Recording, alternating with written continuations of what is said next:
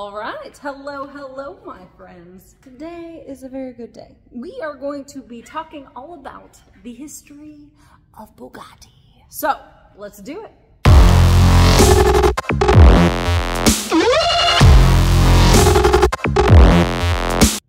Usually with most of my videos, I would have the car or the brand in question right behind me, but we don't have a Bugatti in our mechanic shop or in the museum, so we're just gonna have to make do.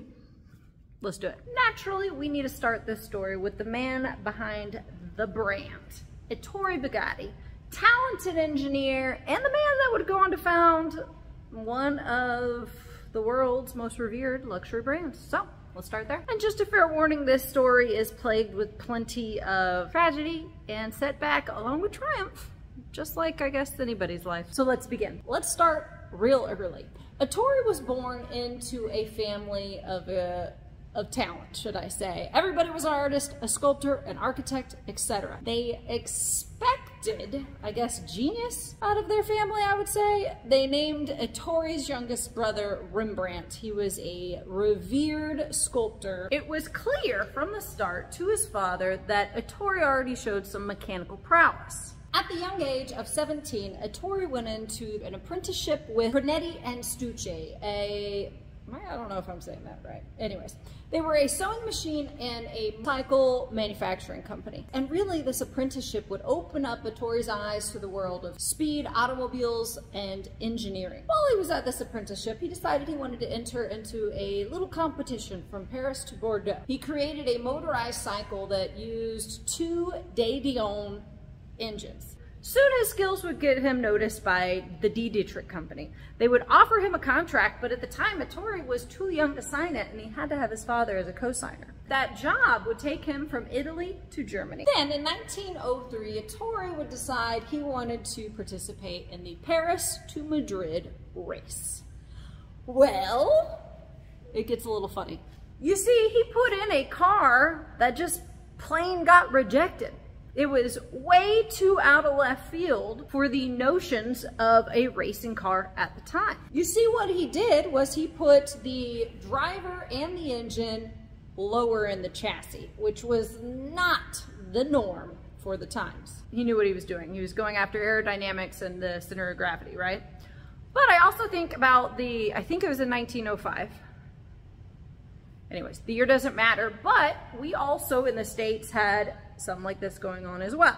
It was the American Underslung, and I think the only time I've seen one, and it was in the Simeon Automotive Museum Foundation, which is right outside of Philly. Close enough to the airport that if you just want to if you have like 2 or 3 hours, actually you need more time than that to really enjoy the museum. Anyways, if you're in Philly and you want to go to a car museum, check out Simeon, and the people there are really, really nice. And I would say it was pretty clear at this time that Ettore Bugatti was already creating his own theories and ideas about automotives and performance. It was clear that these theories he had were going against the current of the norm. You see, Ettore thought that a lightweight car could outperform oversized cars loaded with oversized engines. And that kind of harkens on to the later automotive maverick.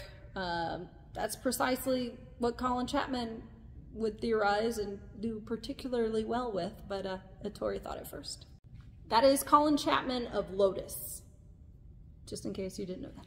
And with this mantra, Ettore went on to create the Bugatti Type 10, powered by a 1.2 liter 4-cylinder engine that was could reach 80 kilometers per hour. For the time, that was kind of a very serious feat. And with the success and the confidence that the Type 10 gave Ettore, he went on to create Automobiles Ettore Bugatti and, did I say Bugatti weird? Maybe, anyways. In Molsheim, France. And do not let me get off of this video without mentioning the Schlumpf collection, the Cité d'Automobile, and Mulhouse. Or that is not how you say it, Mulhouse properly.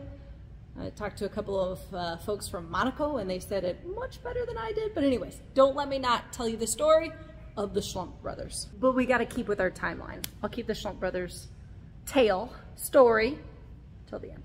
Now, Bugatti did extremely well in racing, and he was really one of the first that would take advantage of the old adage that we still hear today: win on Sunday, sell on Monday. And those racing successes heavily drove his sales. And now, all within that same year that he founded his company and he created the Type 10, he would celebrate the birth of his only son, Jean Bugatti. And the pair would go on to have really a fantastic relationship. Jean would prove himself quite a tremendous talent in engineering and design. And father and son would have a tremendous relationship. Unfortunately, there would be tragedy in this story, and I'm gonna wait to get to that later because it's very sad. All right, back to the cars.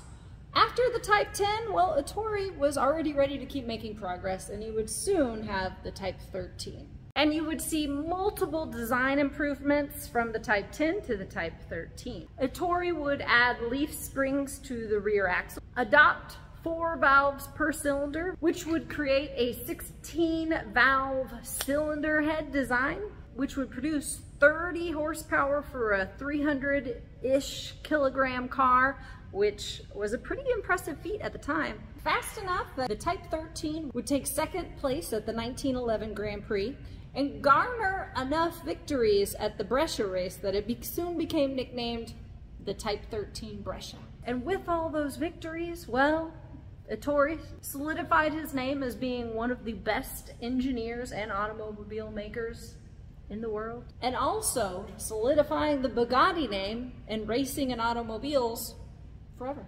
And unfortunately soon, the whole world would come to a stop. World War I would break out. During this time, Bugatti would go over and start working with the Duesenberg brothers, yes, the famous Duesenberg brothers. And he would create with them what is known as the Bugatti U16. The U16 was basically 2 straight 6 engines sharing a crankcase. And it really did not turn out to be that popular of a engine. But it did lead the Duesenberg brothers and Bugatti into creating the overhead camshaft and the straight 8 engine design. And soon the war would end. Bugatti would get back to his factory and he would release the Type 35 in 1924.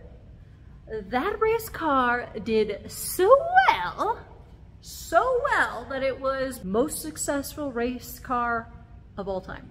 And then in 1926, Bugatti would release its first luxury vehicle, the Bugatti Type 41, which would soon become known as the Bugatti Type 41 Royal, and I'll get to that in a second. It was the longest and most luxurious car of its time. And you couldn't just be any kind of customer, all right? You had to be selected. And pretty much you were gonna be a king, a queen, a prince, a count, a duke, a duchess, and that is how it became known as the Royale. So, 1926, we kind of know what happens 3 years after that, don't we? October of 1929, the whole world would change. It would be the start of the Great Depression. The Great Depression changed the whole world, and you can imagine that the luxury car arena wasn't doing too hot. And frankly, Bugatti almost hit bankruptcy. But they were saved. Ettore Bugatti, a man of tremendous talent, well, he was asked by the French government to create train cars and rail cars, and he said, okay. And really, we have those train cars and rail cars to thank for saving Bugatti, and they looked pretty darn good. All right, post-Great Depression, Bugatti is back on track. They are jumping in. Jean is really, he's running the factory. He's doing a tremendous job. He is brilliant. He is talented. Under Jean, they would produce the famous Bugatti Atlantic, obviously the Type 41 Royale we just discussed, and the Type 57G, aka the tank. I've seen the tank in person. It's pretty cool. I even have a poster of it in my pool room, along with a few other posters that I got the Simeone automotive museum, so pretty cool. We'll talk more about the tank in just a second. The tank would go on to win both the 1937 and the 1939 Le Mans. And after those wins, Jean Bugatti set up a track trial with the Type 57G. And he would be the one to drive it. He was very hands-on. And it was a closed track. It was a closed track under all reasonable safety conditions of the time. And Jean would be behind the wheel, driving the Type 57G tank. But unfortunately, a cyclist would have somehow gotten in there and found his way onto the track, causing Jean to swerve instead of hitting him, striking a tree, and dying on impact. I hate that. You can imagine Ettore Bugatti was just absolutely struck with grief. And I can't help but also imagine, what would Bugatti have looked like if Jean had not passed away so untimely? We'll continue on with the Bugatti story and where that ends, which is also not exactly more dark than light. And this also reminds me of another famous automobile manufacturer's son passing away untimely as well, Enzo Ferrari's Alfredo Dino Ferrari. Dino was look what's right behind me. Getting ahead of myself. Alfredo Dino Ferrari, super talented. He actually saw into the future, just kind of like Ettore did as well, as far as you don't need these oversized engines if you have smaller cars. And he was the one that pushed Enzo into working on smaller engines. He did the V6 for the F2, and he would go on. He was really the one that pioneered working on Ferrari engines that were less than a V16, V12. And I mentioned that because behind me is a Ferrari 308 GT4. For the first, 3 or so years, it was under the Dino mark, which was named in honor of Alfredo Dino Ferrari. So, what if they had survived? Where would we have been? Anyways, and same thing with Edsel Ford. Jeez Louise, we're gonna get off a track for a second. Henry Ford, talented engineer and manufacturer. Edsel Ford, a man of vision and artistic design. He passed away from stomach cancer. Anyways, yeah. All right, we got to get off this topic. It's depressing me. But the story's not going to get much better right from this on out. But we're gonna finish it anyways. All right. Just 3 weeks later, after Jean died so untimely, Nazis would invade the region that the Bugatti factory was in. Fortunately, though, Ettore did move as much as he could out of the factory, but he still had to sell it for 50% less than it cost. Then he had to take his family and flee the Nazi-occupied territories. And then this is kind of where it also gets still shitty and a little frustrating. Although I don't think I'm allowed to say the S word. Maybe on YouTube. Not allowed to say it on radio. Learned that the hard way a few times. We also have an automotive radio show. If you want to check it out, you can see it. You can listen to it live, 1440 Keys, every Saturday, 10 a.m. It's pretty fun. Anyways.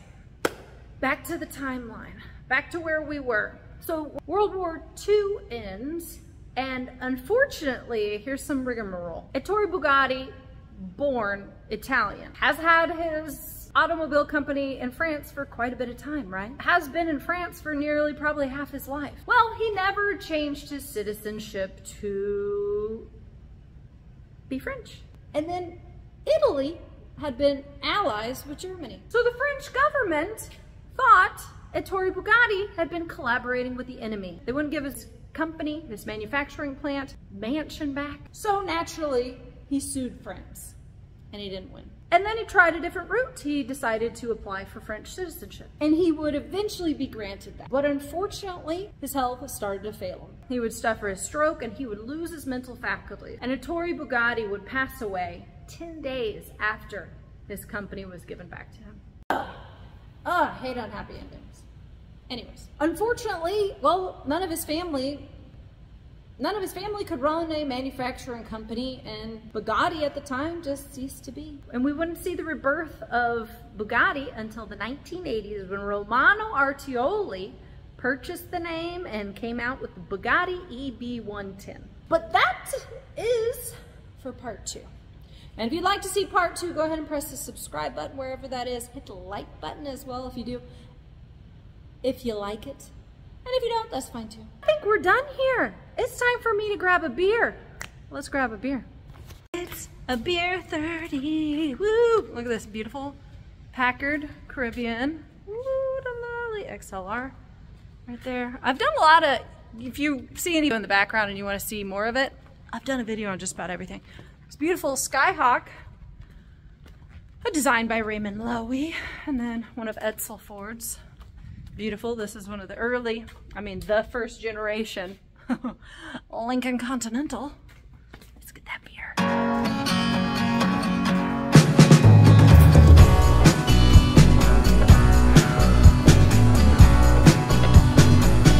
So this, I love this beer. This is a Voodoo Ranger Hazy IPA. Tasty as heck. 7.5 ABV, so it gives you a little buzz. And I forgot to turn off that light, son of a gun. Turn off the lights of the rooms when you leave them, you know. Be a good person. Take you down the other side of the aisle. I'll go there. It's beautiful Avanti. Although probably not a lot of people like. You gotta be into the funky to be like the Avanti's beautiful. And I'm into the funky. And then 2 freaking Apollos. All right. Like 80-ish, I think 82 ever made by the International Motor Car Company, and 40 are still in existence. One of these is the number 1, 2 by the way. Or the number 2 coupe. I'll need to double check. I already told you a little bit about the Dino.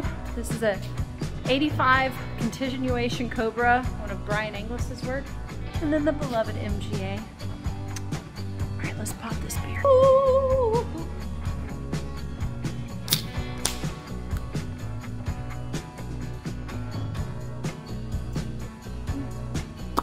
All right, guys. Well, I think we did it. All right. Thank you for watching my informal car history videos. I really enjoy the heck out of doing them because it's what I'm passionate and about.